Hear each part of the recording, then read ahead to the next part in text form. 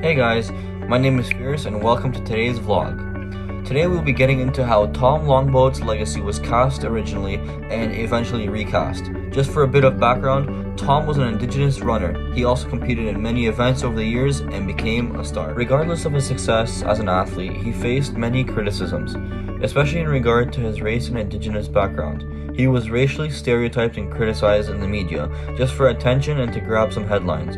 He was even labeled a tragic hero. This media would play into stereotypes about Indigenous people and claim that Tom was a drunk and an uncivilized Indian, as he needed a white man to help him assimilate into society. Even those with Aboriginal backgrounds viewed him as a threat to their heritage and their traditions. At the peak of his fame, there was a lot of prejudice towards Indigenous communities. Residential schools were still being used and racism was still rampant.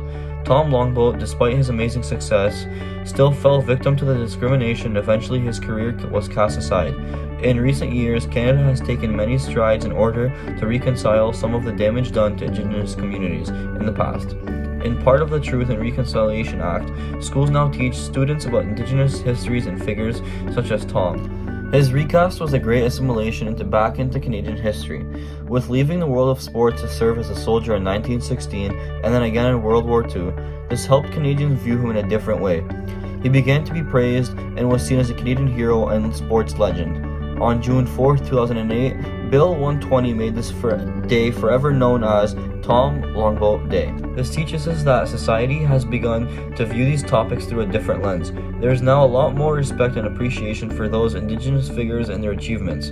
While there's still a lot more that we as a society need to do in terms of reconciliation, there's still been a tremendous amount of progress. The recast of Tom's legacy is a step in the right direction and speaks to how, with knowledge of Indigenous achievements, stereotypes that Tom was subjected to can be cast away instead. What we've learned from this piece of history is that while in the past, many groups have been marginalized, and although we tend to understand this, history seems to always repeat itself in this manner. Restitution is eventually acknowledged and certain actions are taken in order to prevent this from happening again.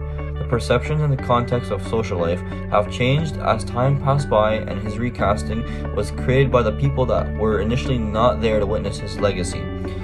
History changed people's perceptions and opinions on him, and therefore history creates and opens the door for a person's legacy to be recast. The role that history has played for us ultimately sets up these narratives for past achievements, and these narratives determine one's level of greatness.